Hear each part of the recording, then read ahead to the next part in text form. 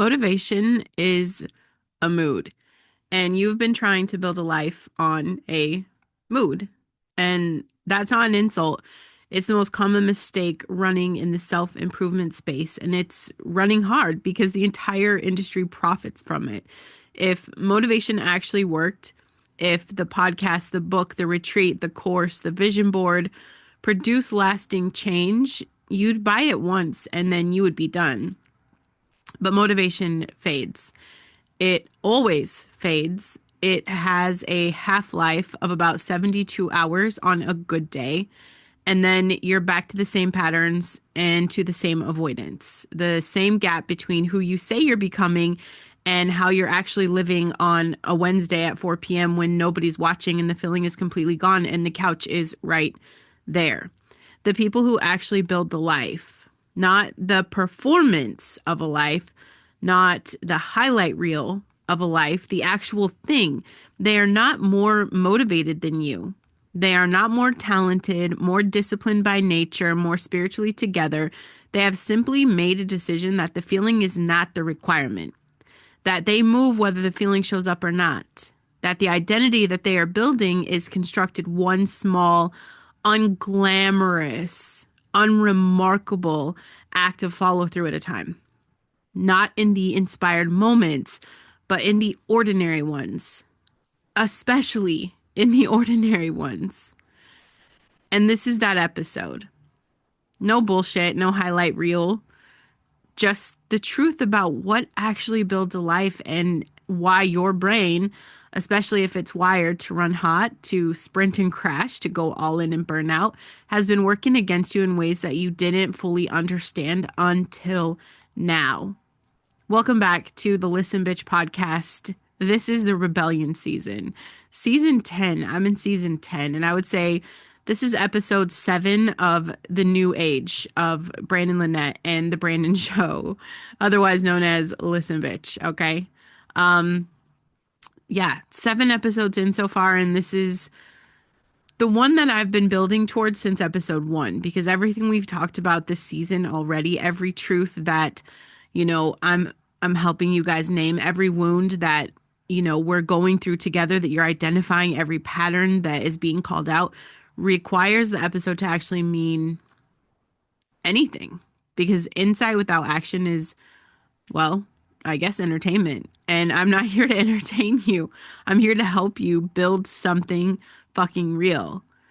And we've talked about truth as a daily practice, about your body, about money, about relationships, about spiritual warfare, about legacy and parenting.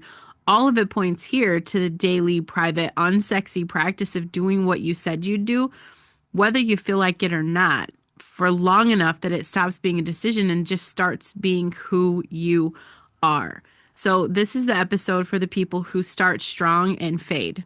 For my all or nothing thinkers, for the ones who have been waiting to feel ready before they commit, and especially for the brains that are wired differently, that sprint when they're lit up and disappear when they're not, because the standard disciplined conversation was genuinely never built for you. And today we're going to talk about why and what to do instead. Absolutely, I'm still looking for sponsors, brands that align with health, sovereignty, truth, and integrity. Okay, real alignment, not just a check. So please reach out at brandonlynette.com. Yeah, motivation is a myth. So let's kind of talk about what's actually true. And we can dismantle this cleanly because the motivation industry has been lying to you. Shocker. It seems like all the systems and all these corporations and all these toxic positivity bullshit gurus, everyone's full of shit, okay? And they've been lying to you and it's been costing you for years. Motivation is a neurological state, not a character trait. It is produced by dopamine, specifically by the anticipation of reward, and it is inherently unstable. It spikes when something is new, exciting, and full of possibility, and then it drops when the novelty wears off, when the work gets hard, when the gap between where you are and where you want to be feels too wide to cross in a single burst of enthusiasm. This is not weakness. This is biology. And trying to build a sustainable life on the back of a neurochemical spike is like trying to build a house during an earthquake and wondering why it keeps falling down. The people you admire who seem consistently disciplined are not riding a permanent motivational high. They have simply, through repetition, through failure, through the slow, unglamorous work of showing up anyway, built systems and identities that do not require the feeling to produce the action. They have made the decision so many times in so many ordinary moments that it no longer registers as a decision. It registers as just what they do. And that is what consistency actually produces. The automation of aligned behavior. The automation is built through repetition, not inspiration. And this is a little reframe that kind of changed everything for me. Discipline is not about forcing yourself to do hard things. It is about becoming someone for whom the right thing is no longer hard. Because you've done it enough times that it's just normal. Every time you act in alignment with who you're becoming, even when you don't feel like it, you are laying down a neural pathway in your brain. And neural pathways are deepened through repetition. The behavior gets easier, not because the task gets easier, but because the brain gets better at it. It gets more efficient, less resistant, more automatic. That is neuroplasticity working for you instead of against you. And it is available to every fucking brain in every wiring configuration. Yes, bitch, including yours. Yours. And we have this all or nothing thinking, and that's the trap that keeps burning us down. And it's taking out more people with real potential than almost anything else. And it runs especially high in brains that are wired for that intensity. All or nothing thinking sounds like this. If I can't do it perfectly, there's no point in doing it at all. If I missed a day, the streak is broken and I might as well start over Monday. If I can't commit to the full program, the full routine, the full overhaul, I'm not ready to start. If I ate the thing that I wasn't supposed to eat, the whole day is screwed up. It's a write-off. If I drop the ball on the goal, clearly I'm not someone who follows through, so what's the point? And that voice is not high standards. It is a failure trap disguised as high standards, because all or nothing thinking guarantees that the smallest imperfection becomes permission to quit, which means you never develop the thing that actually builds the life, which is the ability to miss a day and show back up anyway, to make a bad decision and course correct without a full reset, to be imperfect in your execution and keep moving anyway, because the direction matters more than perfection, and progress is not linear, and it never has been. The all or nothing brain loves a clean start. Monday, January 1st. After the vacation, when the kids go back to school, when the project is done, when life calms down, but life does not calm down. It just changes shape. And the clean start that feels like the right condition for beginning is actually just another form of waiting that has been keeping you from building anything durable. Because durable things are not built in clean conditions. They are built in the mess, in the interruption, the imperfect day, the missed workout, the hard season, by people who have decided that imperfect forward motion beats perfect stillness every single time. And the fix is not more willpower. It is lowering the floor. When you miss a day, the rule is not to restart the whole system. It is to do the smallest possible version of the thing. Not the full workout. The 10-minute walk. Not the perfect journal entry, 2 sentences. Not the ideal meal, like one real food choice. You are not maintaining the habit of full capacity. You are maintaining the identity, the signal to your brain that you are still someone who does this thing. And that identity, protected even in the smallest way and the hardest days, is the thing that compound interest builds on. And there's a gap between who you say you are versus how you actually live. And this requires honesty, real honesty, not the kind that you perform in your bullshit accountability groups where you guys gaslight each other and blow smoke up each other's ass. I'm talking about the private kind. There's a version of yourself that you carry in your head, the one that you're becoming, the one you describe when someone asks you about your goals, the one that lives in the vision you've cast and the values that you've named. And then there is the version of yourself that shows up in the actual data of your life. Your calendar, your bank account, your body, your conversations, the way you spend your first hour in the morning and your last hour at night. The gap between those two versions is the most honest measurement available of where you actually are. Most people, if they looked at it directly, would find the gap is significantly wider than they have been comfortably admitting. And this isn't about shame. You're not a victim. Don't feel sorry for yourself right now. This is just about accuracy, because you cannot close a gap that you're not going to look at. And you cannot look at it if you're too invested in the story you've been telling yourself about how it's basically fine. You've been doing the work. Basically is a gap word. It lives in the space between intention and execution. It is where potential goes to quietly die. The gap exists for a lot of reasons. For most people, it's a combination of everything we've talked about in season 10. The wounds, the patterns, the fear, the shame, the relationships, the spiritual resistance. But at some point, the reasons stop being explanation and start being excuse. And only you know which side of that line you're on right now. Not your coach, not your therapist, not your accountability partner. You, in the quiet, when the story stops and actual life is right there in front of you. And the question is not whether you have a gap. Everyone has a gap. The question is whether you are closing it slowly, imperfectly, consistently, one small aligned action at a time, or whether you're managing the story about the gap while the gap stays exactly the same size. And I said it earlier, the standard discipline conversation was not built for you if your brain is like mine. And I want to make sure that's said clearly, because I need you to hear it before you spend one more minute feeling broken for not being able to execute a system designed for a neurological profile that you just don't have.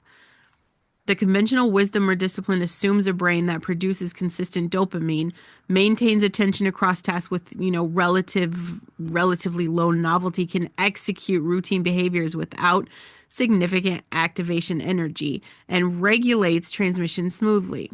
If your brain does not work that way, if you hyper focus on what interests you and cannot access the same energy for what doesn't, if novelty is oxygen and repetition makes you feel suffocated, if you sprint when you're lit up and you crash when the spark is gone, if starting is agony and stopping is equally hard, if time feels like now and not now rather than a linear sequence you can plan inside, even the standard system will fail you. Every single time, not because you lack discipline, but because you are trying to run software on hardware it was never written for. And what actually works for my brain and probably yours, first, interest and urgency are not character flaws. They are neurological operating conditions. You do not need to fix them. You need to build systems that use them. If you need novelty, rotate the context. Change the location, change the format, change the tool, keep the target the same, and vary everything around it. If you need urgency, create it. Real deadlines, real accountability, real stakes, not fake ones. Your brain can smell a fake deadline from a mile away and it will not mobilize for it. You'll paralyze yourself. Second, body doubling is real. Working alongside another person, even in silence, even virtually, activates the social accountability circuits in a way that working alone does not. If you cannot make yourself sit down and do the thing alone, put yourself in proximity to someone who's also working. The presence is often enough to shift the neurological state. And then the third thing is to transition. Okay, transition is the enemy, not the task. And the hardest part for most of us with neurodivergent brains is not the doing, you guys, it is the starting. Which means the system you need is not about making the task easier. It's about making the start smaller. You do not sit down to write the chapter. You sit down to open the document. I literally went to the gym today, planning to just drive to the gym. Like, bitch, let's just drive to the gym. You do not commit to the full workout. You commit to maybe putting on the shoes. That was it. I drove to the gym. I walked in and then I'm like, okay, let's just put on the shoes. And then the start ritual, when it's kept small and non-negotiable, does more for your consistency than any full-scale system ever will. I had the greatest workout today because I was just going to drive to the gym. And fourth, you are not failing at discipline. You have been applying a neurotypical discipline framework to a non-neurotypical brain and wondering why it doesn't fit. Stop measuring yourself against a standard that was never built for you and start building a standard that actually accounts for how your brain works. Because your brain, when it's used correctly, is not a liability. The hyper focus is a fucking superpower in the right context. The intensity is a gift when it is aimed. The creativity and the pattern recognition and the ability to make connections that other people miss, those are not consolation prizes for the attention problems. They are the thing. That's the fucking thing. It's your magic. And that shit deserves a system that actually works for your brain. You know the people who start strong and fade. You know who the fuck you are. You go in hard. Like that's your move. When you commit to something, you commit fully. New business, new health plan, new relationship with God, new financial strategy, new morning routine. You research it, you set it up, you announce it, and you go. And for a window, a week, 2 weeks, maybe a month if the conditions are right, it actually works. You feel it, you see it, you're doing the damn thing. And then something happens. Not a catastrophe, just life, a hard week, a disruption to the routine, a bad day that bleeds into a bad week. And the novelty wears off. The initial results plateau. The excitement that was fueling the engine runs out, and you discover that underneath the excitement, there was not yet a system. Just momentum borrowed from enthusiasm. And without the enthusiasm, the momentum stops. And then the all or nothing voice shows up and tells you that you blew it again. And the familiar weight of being someone who doesn't follow through obviously is going to settle back in. What I want you to understand about this pattern, the problem is not the fading. The fading is predictable. It's neurologically guaranteed. The problem is that you built the whole structure on the spike instead of building through the spike forward towards something that doesn't require it. The sprint is not the problem. Mistaking the sprint for sustainable strategy is the problem. The sprint is useful. Use it. When you are lit up, when the motivation is high, when the energy is available, build the infrastructure. Build the systems, build the habits, the environments, the accountability, the identity anchors that will hold the thing in place when the spike is gone. Use that inspired moment to build the structure that makes inspiration unnecessary. Because the goal is not to stay permanently inspired. The goal is to build something that can run without it. And when the fade comes, because it will come, your job is not to reignite the original excitement. Your job is to do the smallest possible version of the fucking thing, to hold the thread, to stay in contact with the identity, even when the feeling is completely absent, because the fade is not the end of the story. It is the part where the real building happens. Anyone can show up when it's exciting. The rebellion is showing up when it isn't. And waiting to feel ready. This is the commitment that a lot of people keep making. There's a version of this conversation that has been happening in your head for a while. And maybe it's been a long while. The version where you almost commit, where you get close to the edge of the real decision, the one that requires something from you, the one that changes something, the one that can't be undone, and then you pull back. Not dramatically, quietly, and you reframe the timing. You decide you need a little more preparation. You acknowledge the goal and reschedule the start again. Ready is not a feeling that arrives before the commitment. Ready is a feeling that develops because of the commitment, because of the reps, because of the follow through accumulated over time into a body of evidence that you can trust yourself. You do not feel ready and then commit. You commit, and then slowly through the doing, you become someone who is. And the waiting is comfortable because it keeps the possibility alive without requiring anything. As long as you haven't fully committed, you haven't fully failed. So the dream stays intact. The potential stays theoretical and therefore perfect. And theoretical potential is a very comfortable place to live until you look up and realize how long you've been there and what it has cost you in actual time, in actual life, actual impact that didn't happen because you were still getting ready. The commitment is the step, not the planning of the step, not the announcement of the step, the irreversible, real, something is different now decision that you're doing this. Not when the conditions are right, not when the fear is smaller, not when you feel more ready, but now in the conditions you actually have, with the resources you actually have as the person you actually are today, not the future version of you you're waiting to become before you begin. You became that future version by beginning. There is no other path. And consistency does not look perfect. I want to be clear about that. It does not mean you never miss a day. It means you miss a day and you come right back. It does not mean you never have a bad week. It means you have a bad week and don't let it become a bad month. It does not mean you execute flawlessly under every condition. It means your standard, your floor, the minimum you will do even on the hardest day is high enough and small enough that you can always reach it. Always.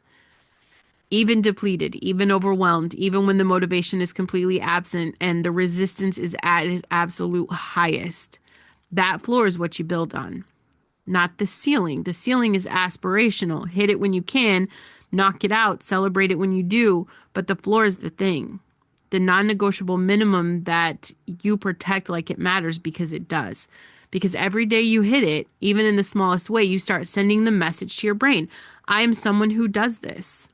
And that message accumulated over weeks and months and years becomes an identity so solid that doubt doesn't find purchase anymore. Not because the doubt stopped showing up, but because you've outbuilt it.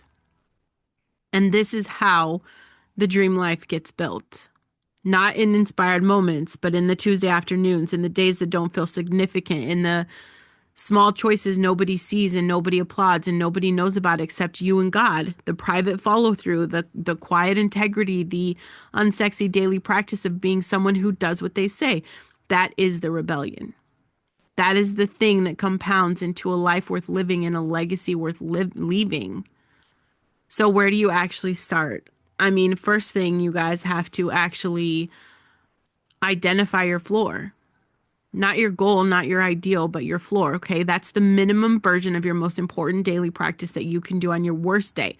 And I'm talking when you have no energy, no motivation, and no ideal conditions. Everything's just a mess. I want you to write that down. Make it so small it almost feels embarrassing. That is your non-negotiable. Protect it above everything else, because the floor is what keeps the identity intact when everything else falls apart.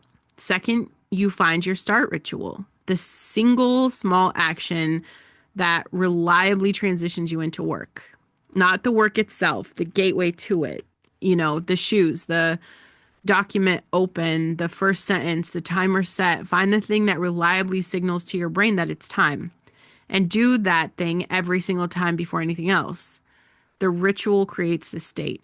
The state produces the work. You are not relying on motivation. You are engineering the conditions that make the right action the path of the least resistance.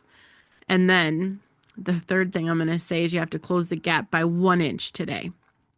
Look at the distance between who you are, who you say you are, and how you actually live this week. Pick the single biggest gap. Not all of them, just one, and do one concrete thing today that moves you 1 inch closer to alignment. Not a plan, not a decision, an action. Something that takes less than 10 minutes and produces a real result. 1 inch today, because the gap closes 1 inch at a time, and the first inch is the hardest. And today's the only day that is actually available to you. The life gets built in the ordinary days. Start treating them like they matter, because they do. They are the only thing that matters. And 7 episodes, you guys. Me with a little pat on the back here. This is the one that kind of ties the whole season together already, because every truth we've named means nothing without the daily practice of living it. Insight is not the transformation. Action is.